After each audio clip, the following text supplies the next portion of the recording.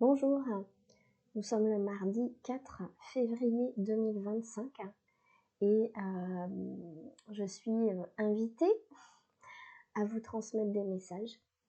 Bon, ça faisait quelques jours que le mois de février était commencé et je me disais je pense que je vais y aller, mais bon, j'ai pas eu le temps avant. Et ce matin, j'ai la migraine comme d'habitude, donc c'est maintenant. Je n'ai pas de message canalisé à vous transmettre, alors parce que je pense que ils savent que je suis très fatiguée en ce moment. Et du coup, je n'ai que des jeux de cartes. Alors je voudrais faire, avant de faire le tirage, un petit point rapide sur ma situation. Donc certains sont au courant, je ne sais pas si vous êtes abonné à ma newsletter et en tout cas, si vous n'êtes pas abonné à ma newsletter, je vous invite à m'envoyer un mail à contact@isabelle-calendry.fr et je vous inscrirai. Parce que donc j'ai dû mettre fin administrativement à mon activité de thérapeute, guérisseuse, formatrice et e-commerçante. À la fois pour des raisons de santé et puis pour des raisons, on va dire, administratives, professionnelles. Autres. Je vis aussi sur le plan personnel des choses pas très simples qui me secouent beaucoup. Je sais là encore que je ne suis pas seule à vivre des choses très secouantes en ce moment. Mais pour vous dire,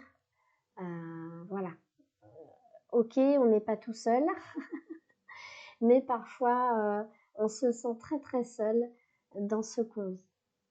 Alors je ferme cette parenthèse pour continuer cette guidance, en tout cas commencer cette guidance.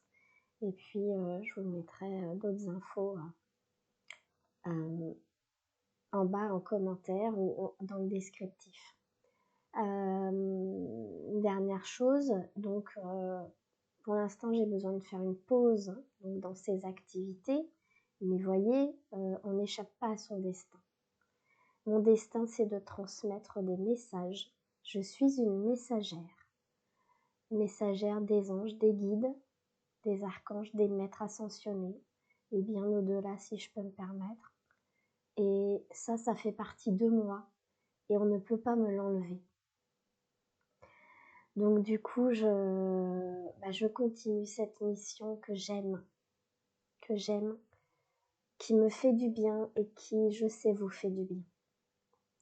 Donc voilà, je vous remercie aussi pour tous les messages, les mails de soutien, de sympathie que j'ai reçus. Ça m'a fait énormément de bien. Ça m'a ému beaucoup aussi. Mais voilà, ça me renforce et ça me soutient. Donc je vous remercie. On passe à la guidance. Avant que je ne sois plus émue. Les messages lumière de Mario Duguay. Ben oui. Oh, je vais peut-être être émue quand même. Hein. Pardon par avance, mais voilà. Je suis être humain. Alors, je suis amour. Je m'aime et m'accepte en tant que corps physique. Je m'aime et m'accepte en tant qu'âme. Je m'aime et m'accepte en tant qu'esprit.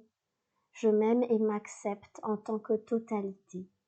Ainsi, je découvre le véritable amour, celui que je peux porter aux autres et celui que Dieu porte vers moi, l'amour inconditionnel. On a bien besoin de ça en ce moment. Je me redécouvre. Qui suis-je? Quels sont mes réels besoins? Qui est ce moi intérieur qui demande à se faire entendre? Je suis ici et maintenant pour me découvrir et retrouver ma réelle identité, voilée par tous ces blocages et toutes ces croyances illusoires. Je me prépare à la naissance de la lumière divine en mon centre intérieur.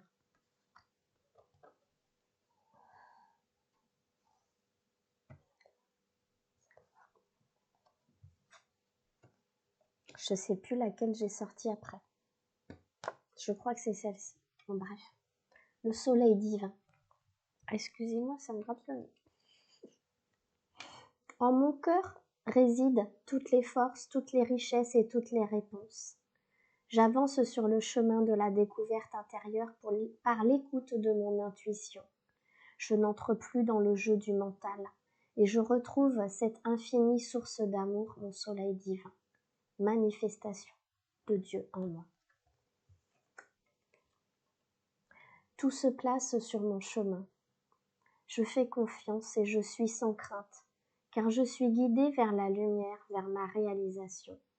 J'écoute, je regarde et je prends conscience. Ainsi, je reconnais cette énergie qui me mène à faire un avec mon essence divine, la source. Déjà, si j'ose dire, c'est très fort. Voilà, voilà. J'espère que vous avez bien reçu tout cela.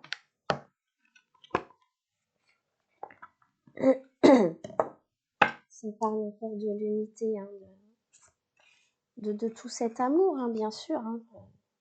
Ok.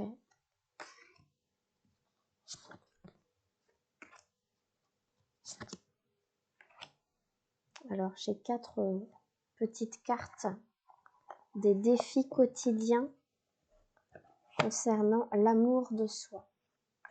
Donc, on va vous inciter, vous donner des conseils pour faire des petites choses qui vont vous faire du bien, mais qui vont aussi faire du bien aux autres. Aujourd'hui, je fais une liste des choses dont je suis reconnaissante. Aujourd'hui, je fais une bonne action.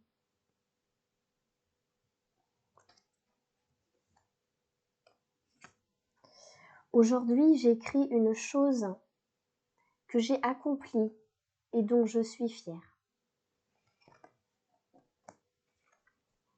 Et aujourd'hui, je fais une liste des choses que je voudrais réaliser dans ma vie. Je vais m'y coller tout à l'heure, juste après la guidance. Ça va me faire du bien, je sens. Je vous remercie pour ce message. Enfin, c'est pas vous que je remercie, hein. Vous avez compris. Ok. Alors là aussi, j'en prends un peu plein mon grade, mais voilà, je vais souffler un grand coup, respirer un grand coup, ça va aller mieux. N'ayez pas peur d'être abandonné. La vie ne peut vous laisser tomber dès lors que vous la choisissez. Ne craignez rien, vous ne serez jamais seul, car vous faites un avec l'univers. La peur de l'abandon vous amène à quitter sans même prendre conscience de ce que vous quittez. Faites un arrêt et demandez-vous pourquoi vous êtes si pressé de quitter. Préférez-vous quitter avant d'être quitté? La peur de l'abandon vous pousse-t-elle à dire des mots ou à poser des gestes pour amener l'autre à vous quitter? S'il y a des moments où il est nécessaire de fermer une porte pour en ouvrir une autre, il y a aussi des moments où on peut se fermer des portes par peur de souffrir. Sachez que votre mémoire a créé des associations qui vous jouent parfois des tours. Pour vous protéger et ne plus revivre la souffrance liée aux abandons de l'enfance et de l'adolescence, vous avez réprimé en vous le désir d'aller vers l'autre. Sachez que le plus grand des abandons consiste à s'abandonner soi-même. Chaque fois que vous choisissez l'autre, sans prendre le temps de vérifier si vous êtes dans votre zone de confort, vous vous abandonnez. Apprenez à être en concordance avec vous-même. Ne vous lâchez plus en cours de route, et vous pourrez vivre une relation dans la confiance, car quoi qu'il arrive, vous serez avec vous. Vous n'aurez plus peur d'être abandonné, car vous vous choisirez dans vos relations. À bon entendeur.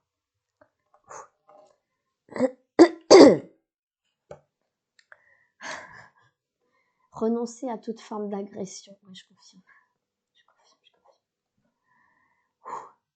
L'agressivité est l'expression d'une insécurité et d'un manque de confiance en sa capacité d'exprimer une idée ou de prendre position fermement. Dans tous les cas, cela engendre une réaction d'hostilité de la part de l'autre. Refusez de vous faire agresser, renoncez à agresser l'autre et vous ferez preuve d'une grande maturité. Ok. Ah, oui, je vous lis ce qu'il y a dans le livret si vous voulez. Alors, hop, excusez-moi. Tac. Renoncer à toute forme d'agression. Elle est où celle-là? Voilà, 76.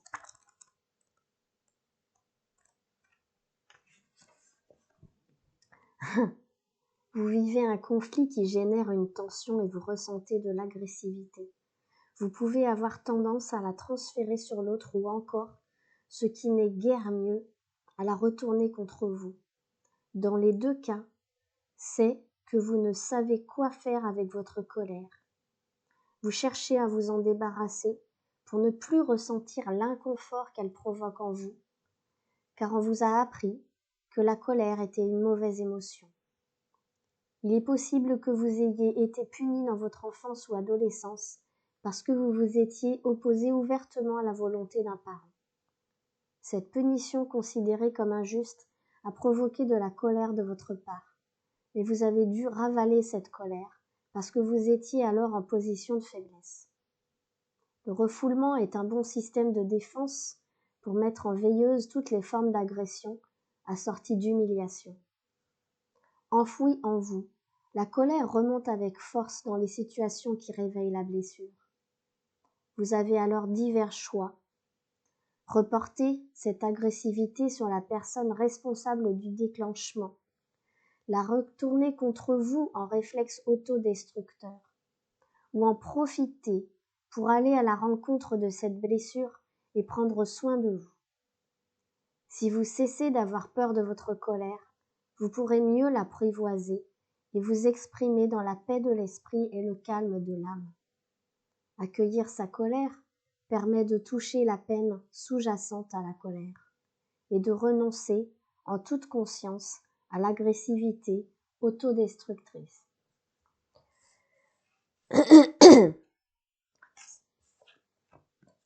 Courage, vous pouvez prendre votre place.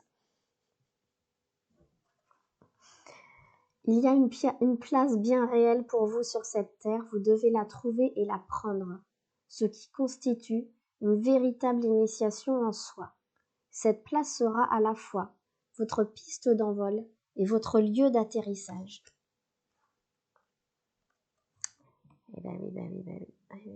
Oui.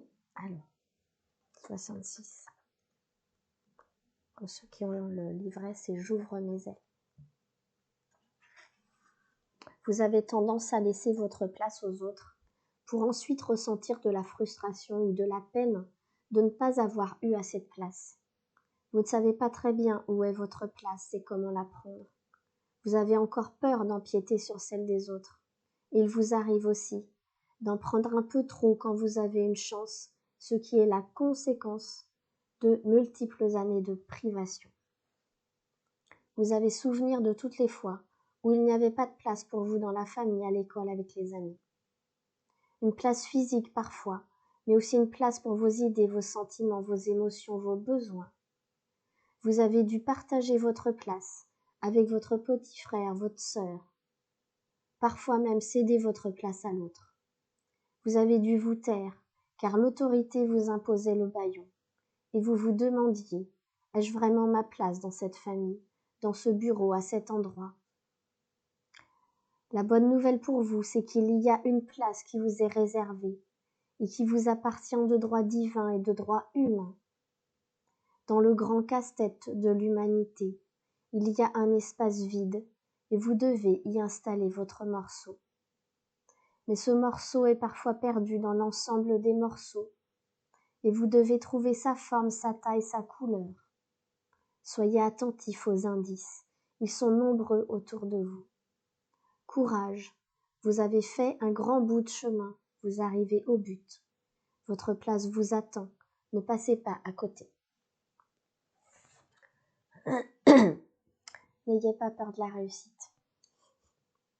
La réussite est simplement la matérialisation de vos rêves. Elle ne peut ni vous enfermer, ni vous nuire. Vous pouvez réussir et demeurer un être aimable et aimé.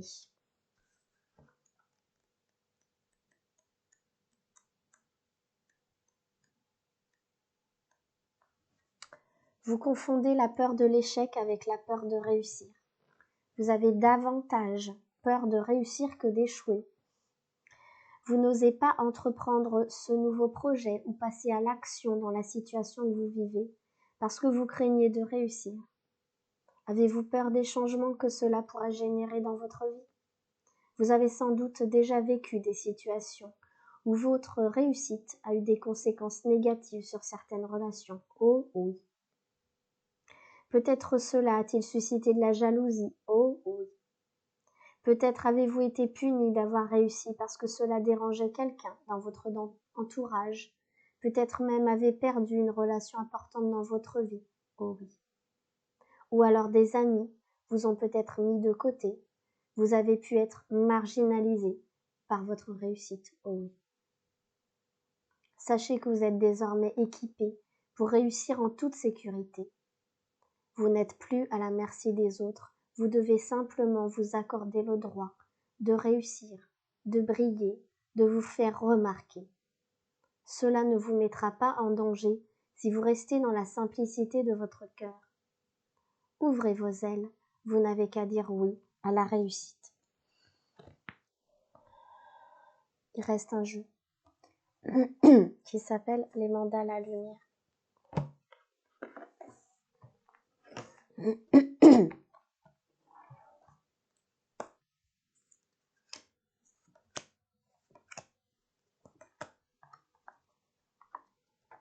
Très bien, on y va.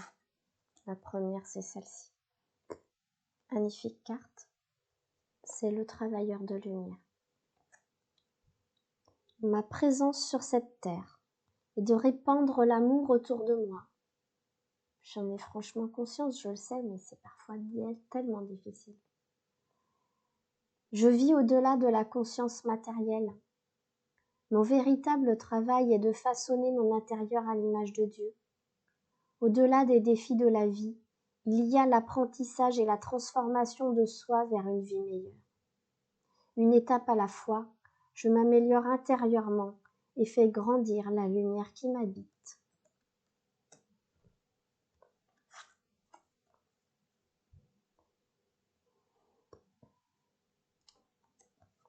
J'attire à moi. Par mes pensées positives, j'attire à moi le beau et la sérénité. Par le négatif, j'attire à moi la noirceur et les difficultés.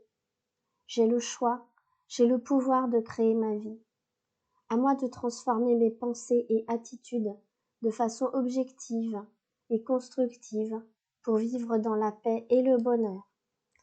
Après, j'ai envie de dire, quand tout s'accumule, c'est parfois difficile d'être positif, mais voilà, on essaye. Voilà. Entre les mains de Dieu.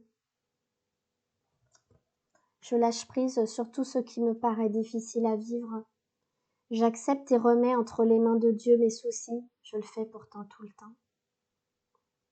J'ai confiance en l'univers pour placer sur mon chemin les situations et les personnes idéales pour m'aider. Ainsi, je me sens plus légère. Je retrouve la paix, légère ou léger. Je retrouve la paix et vais de l'avant dans la certitude que tout trouvera sa place pour mon plus grand bien.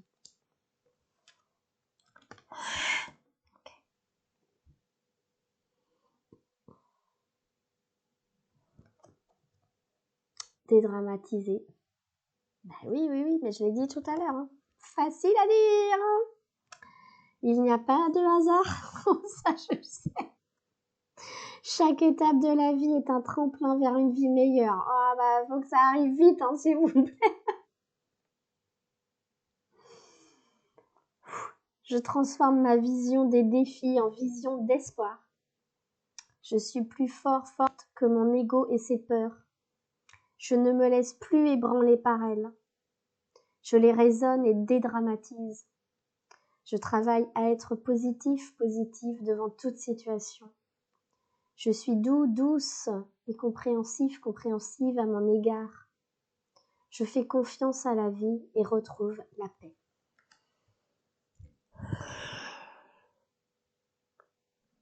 Voilà, j'espère vraiment que cette guidance vous apportera la paix. Et j'espère véritablement que ce mois de février sera positif pour toutes et tous.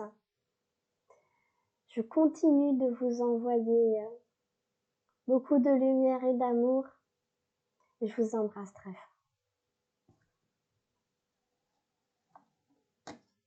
À bientôt. J'ai perdu ma souris. Allô, ma souris, tu es où? Tu es où? Tu es perdue? Mon Dieu, j'ai perdu ma souris. J'ai peut-être autre chose à vous dire, je ne sais pas. Mais vous voyez, je suis encore en train de perdre ma voix. Voilà, c'est comme ça. C'est comme ça, je perds ma voix en permanence.